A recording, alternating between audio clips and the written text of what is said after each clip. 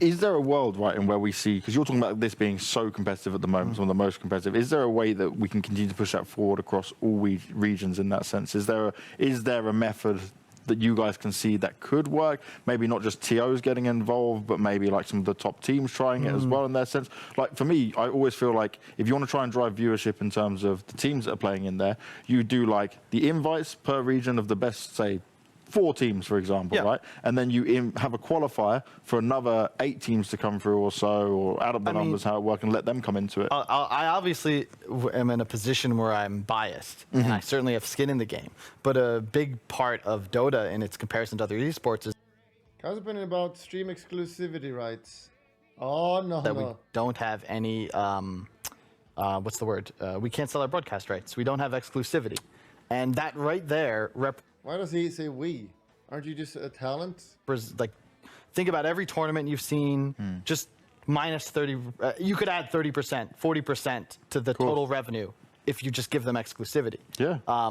And I don't see any issue with the, it was one thing when it was, you know, we're trying to protect small streamers, but it's become a little frustrating for me to see the same huge personalities with massive followings that are doing very well for themselves consistently stream and cast every single day of a tournament. Yeah. To hear them say, oh, guess what, guys? Free content, and then stream our tournaments for 8 hours. And why does it say hours again? Why is he so invested in this when he's just a talent? I can't fault them. It's not. That's not anything that if I would do that, I would probably do that too. Act in your own self-interest. That's pretty much what humans are meant for. But you shouldn't damage the whole scene. That we don't have any. Shouldn't damage the whole scene. Okay, let's do some maths on this. Let's pull out the math numbers. People seem to think that this is a massive deal. It's ending the scene, yada yada. Okay, let's bring out the math numbers. Okay. Let's say we're playing Dota. We got 8,000 viewers. We have 8,000 viewers. We play some Dota. But at the same time that I'm streaming, RTC is streaming, Gorgc is streaming, Miracle is streaming, what happens? This view number will go down a bit. That's just how it works. Because there's more people streaming. That's pretty obvious. So tournaments obviously can't expect that all streamers will stop streaming because there's a tournament going on. I'm still going to stream whether there's a tournament going on or not.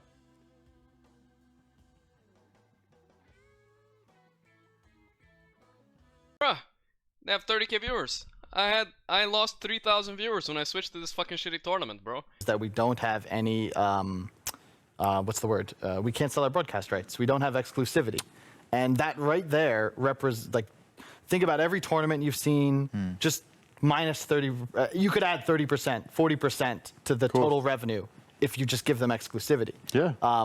And I don't see any issue with the, it was one thing when it was, you know, we're trying to protect small streamers, but it's become a little frustrating for me to see the same huge personalities with massive followings that are doing very well for themselves consistently stream and cast every single day of a tournament. Yeah.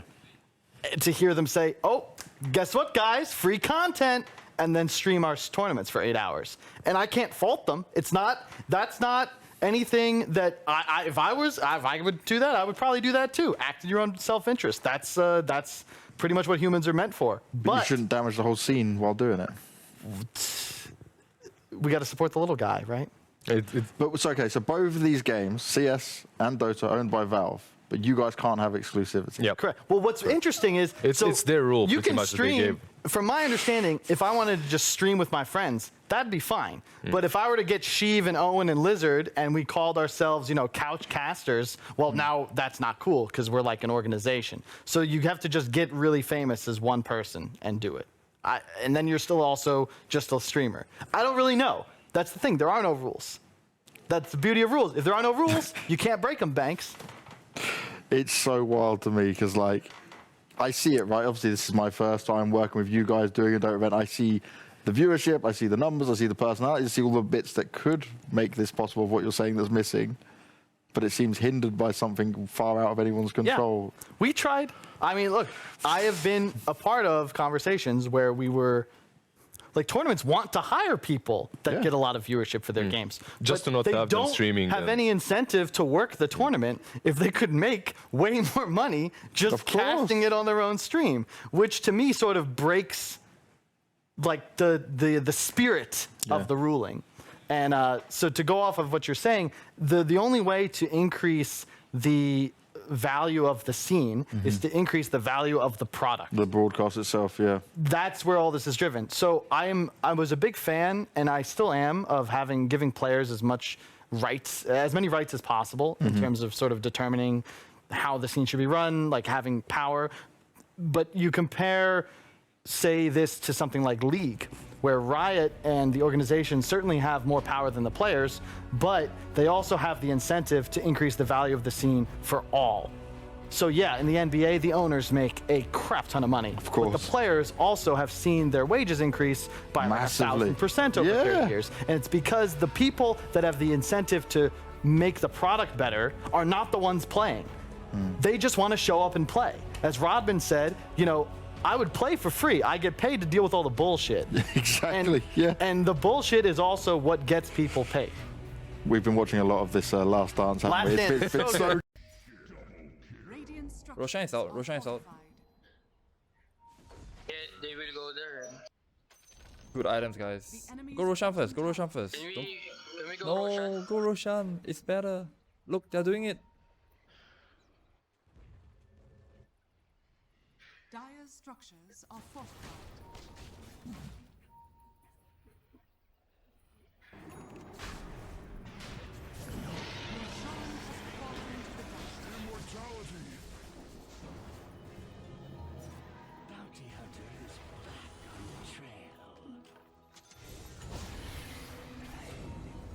Wanna kill me?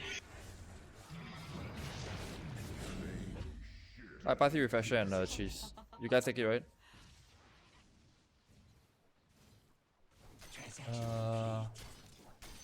Why would they want to go high ground, man? Just get the Roche. Give it to someone then. Yo, there are 3 dead guys. Can we punish them? Let's go punish them. I follow the trail. I'm like farming top, telling them to punish them. I'll find them.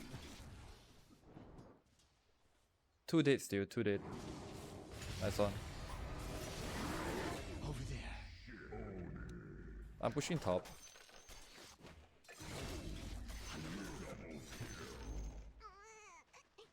Oh, Havoc Hammer.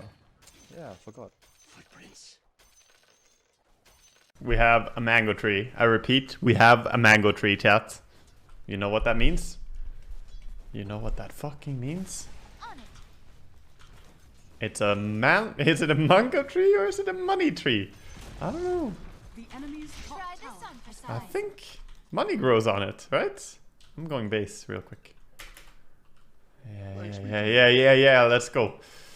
You wanna see some shit? You just do this. Then you take these two, sell them, buy this, sell it. Oops. What was that? Did I just make some fucking money? No. Don't worry about that.